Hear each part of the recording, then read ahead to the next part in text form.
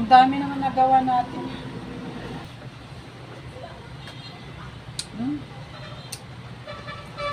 Tama lang ang tamis.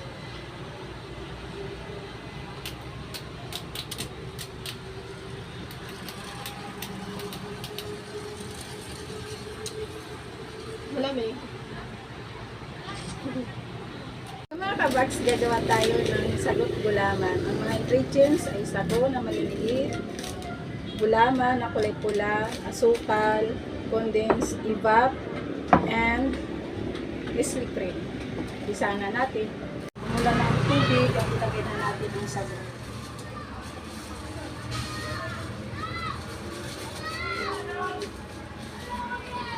Halo-haloin lang natin hanggang sa lumambot ang sago.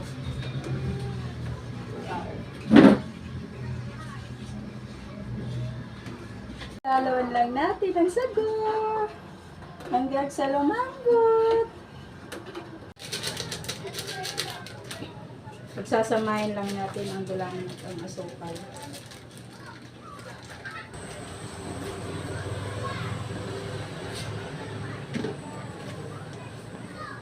Pagsamahin lang natin ang asukal at ang gulaman. Ito na siguro ito. Pakuluan na lang natin. Pakuluan naman natin ang gulaman at ang asukal. Halo-halo lang natin ang gulaman hanggang sa kumulo. Habang pinapalambot natin ang sago.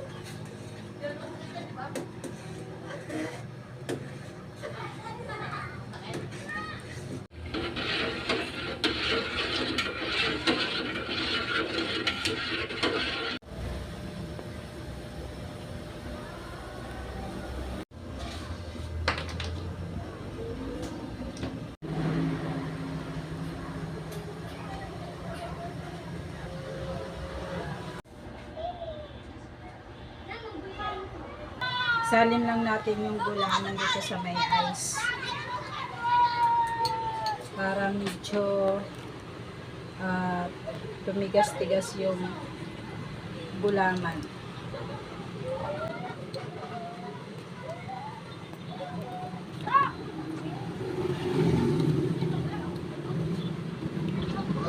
Ganito lang pala.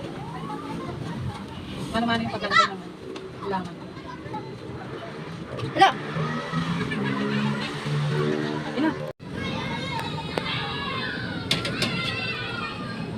Ayan. Mauubos na yung ano natin. Gulaman sa pag-transfer dito sa may ice.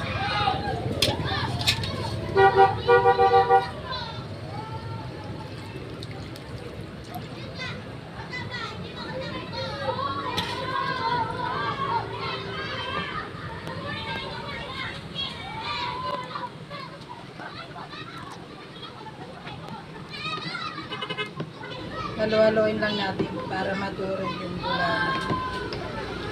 Sinamumuo siya eh.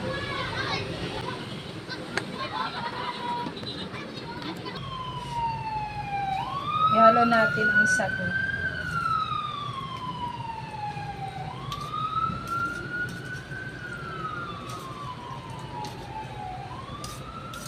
Parang kunti lang yung sago pero okay na rin.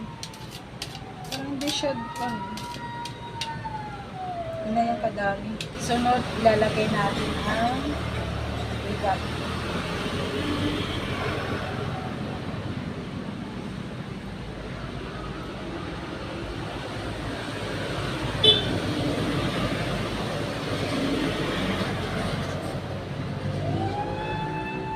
Sunod, ang condense.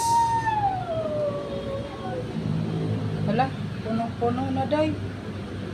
Aapaw na to. Hindi yan. Baka umapaw. Wala ka naman na ilalagay eh. Haluin lang eh.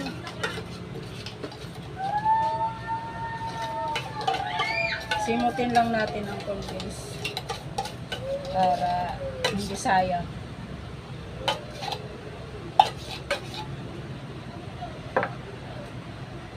Tapos na ilalagay natin ang Nestle cream. Ouch. Mapaw na. Mapaw nga. Huh? Ayan.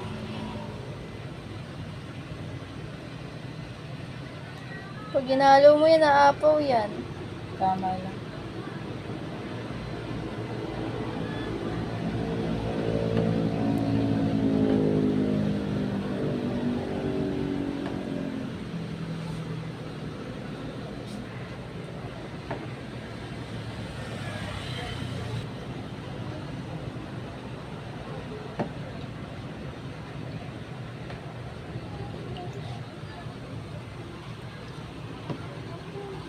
Tamis na kaya ito. Yan, tapos na ang gawa natin. Sa malamig sa malamig. Sa malamig sa malamig.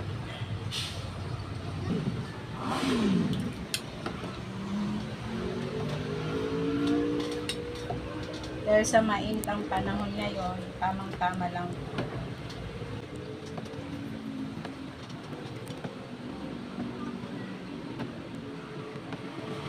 Ganito lang kadali ang paggawin sa gulaman. Tiniman na. Ilagay lang tayo ng ice cube para malamig yung kakainin natin. Yan, okay na to.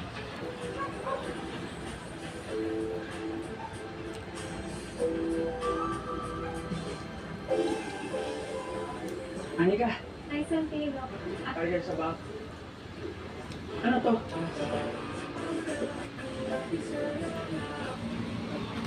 Hindi ko makabawas ng problema mo. Wala. Dadaan. Sigurado masarap.